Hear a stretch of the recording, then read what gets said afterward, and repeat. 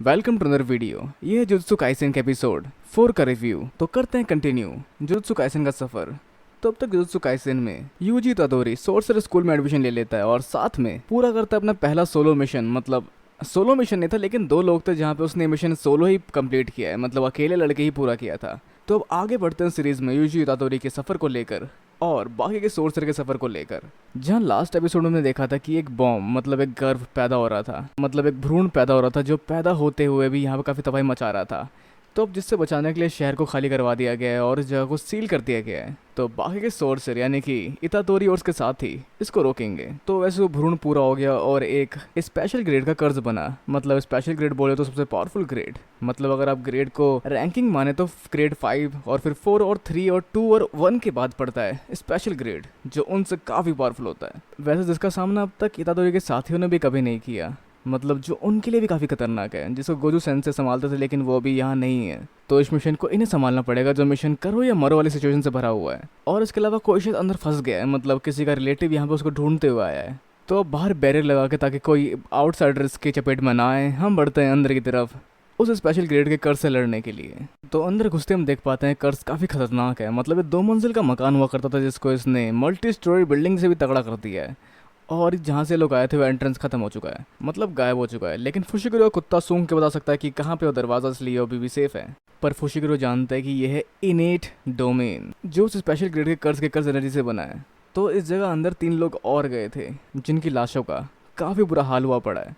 तो जैन की लाशों को उनकी फैमिली तक ले जाने की सोच रहा था इतादोरी, लेकिन ये समय सही नहीं है। जहाँ पे बहुत तगड़ा तर्क देता है फुशिगिरो और उसके बाद ये दोनों लड़ने लग जाते हैं इस चीज़ को लेकर और बहस करते हैं। लेकिन तभी कुकीसाकी ने रोक रही होती है और वो खुद ही किसी कर्ज एनर्जी से बने हुए गड्ढे में गिर जाती है, जिसको फुशिगिरो का कर्ज डॉग पहचान नहीं पाया। क्यों? क्योंकि उसका कर्ज डॉग भी मारा जा चुका है। और इसके अलावा उन दोनों की बात को ध्यान से सुनता हुआ एक स्पेशल ग्रेड का कर्ज उनके सामने खड़ा होता है, जिसके वजह से उनका शरीर सुन पड़ जाता है। पर इतादोरी हिम्मत करता है और अपना हथियार निकाल के उसे वार करता है उससे, लेकिन उसके बदले उसका वो हाथ कट जाता है और साथ में उसकी वो तलवार भी टूट जाती है।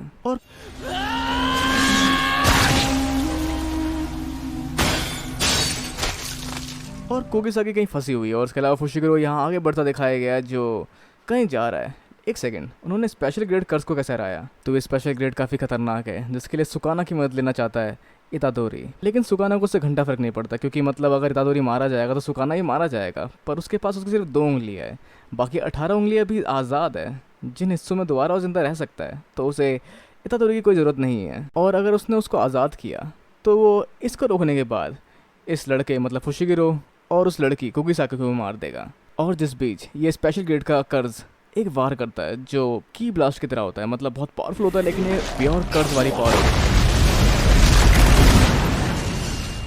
कोई जुजुत्सु सोर्सर वाली शक्तियाँ नहीं। तो इतादोरी फुशिगिरो को वहाँ से निकलने के लिए कहता है और कहता है कुकीसाकी को लेके यहाँ से निकलो, क्योंकि अगर वो लोग बाहर निकल जाएंगे तो उसके बाद इतादोरी आज़ाद कर पाएगा सुकाना को। तो कुकीसाकी लड़ रही कहीं कुछ कर्ज से और उसके अलावा उसकी तरफ बढ़ रहा है फुशिगिरो, और यहाँ पे इतादोरी क्रिएट कर रहा है ये मोमेंट जहाँ वो पिट रहा है इस कर्ज से, जो बहुत ज़्यादा सीरियस और काफ़ी तगड़े तगड़े वार करता है अपने कर्ज वाली शक्तियों से इतादोरी के ऊपर। जहाँ इतादोरी डरा पड़ा है कि उसको शक्तियाँ ही नहीं है, वो कैसे रोकेगा इसको।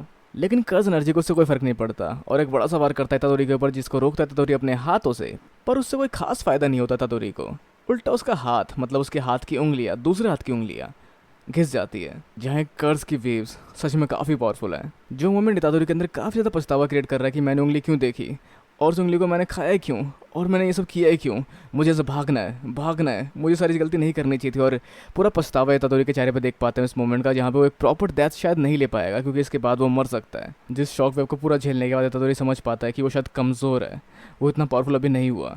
और यहाँ पे कुकीसाकी को कुछ मशरूम खाने जा रहे होते हैं, पर तभी वहाँ पे एंट्री मारता है फुशिगिरो और उसको बचा लेता है। और यहाँ इतादोरी को हम देख पाते निराश होते हुए, जहाँ उसे लगता था कि वो काफ़ी पावरफुल अपनी डेथ डिसाइड करने के लिए, लेकिन अब वो शायद इतना पावरफुल नहीं रहा जहाँ अपनी वो डेथ डिसाइड नहीं कर सकता और अभी शायद वो मारा जाएगा। पर वो मरना नहीं चाहता, जिस सब चीज़ को फील करता है। और आखिर में अपने आप को संभाल के वो समझ पाता है कि कर्ज एनर्जी काम करती है ह्यूमन इमोशंस पे, गुस्सा, डर, नफरत, जिन चीज़ों से कर्ज एनर्जी काम करती है। और वो सारी कर्ज एनर्जी को अपने हाथ में जोड़कर मतलब इमोशन फील करके कर्ज एनर्जी को अपने हाथ में लाने में कामयाब हो जाता है, जिसके बाद वो एक मुक्का मारता है इसके बाद इससे स्पेशल ग्रेड कर्ज पे, लेकिन वो उसके हाथ को पकड़ लेता है। मतलब इतना से कर्ज एनर्जी से कुछ नहीं होने वाला है इसको। पर तभी सिग्नल आता है यहाँ पे फुशिगिरो के कुत्ते से कि वो लोग शायद बाहर जा चुके हैं, मतलब बाहर पहुँच चुके हैं इस बिल्डिंग से। अब जिसके बाद यह एंट्री होती है सुकाना की।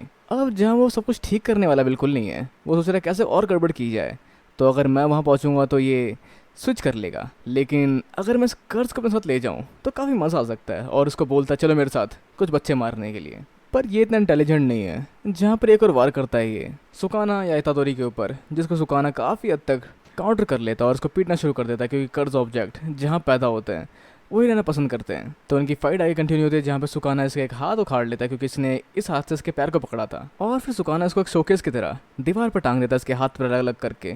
और फिर सुकाना इसको दिखाता है कि क्या होती है असली जोजोत्सु, जहाँ वो सामने लाता है डोमेन एक्सपेंशन, और दोनों ही अलग दुनिया में पहुंच जाते हैं, जो होता है सुकाना का खुद का डायमेंशन मैलीवोलेंट श्राइन, जिसके इस्तेमाल से ये कर्ज अलग अलग पीसेस में कट जाता है। और फिर सुकाना उसके अंदर से वो उंगली निकाल कर आगे बढ़ जाता है। तो उसके बाद जीत चुका सुकाना, जिसके बाद इतादोरी को कहता है कि अब तुम बाहर आ सकते हो, मतलब मुझे अंदर कर सकते हो और अपने शरीर पे खुद का काबू पा सकते हो, लेकिन इतादोरी बाहर नहीं आ पाता। और उसके बाद हम देख पाते हैं एक बड़ी सी स्माइल सुकाना की। तो क्या होगा आगे जानने के लिए मैं इंतज़ार करना पड़ेगा इसके नेक्स्ट पार्ट को। और वैसे आप देख सकते हो उसके अगले एपिसोड को क्रंचीरोल, फन एनिमेशन या फिर 9anime.io पे। तो अपने ओपिनियन इस वीडियो को लेकर नीचे कमेंट बॉक्स में लिखना बिल्कुल ना भूलें, और इस वीडियो को लाइक शेयर और चैनल को सब्सक्राइब करना है बिल्कुल ना भूलें। तब तक के लिए मिलते हैं आप लोगों से अगली वीडियो में। Sayonara and have a nice day.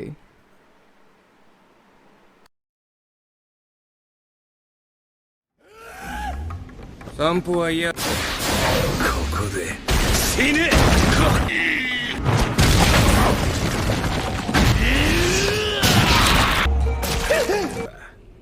俺とお前がだぞ。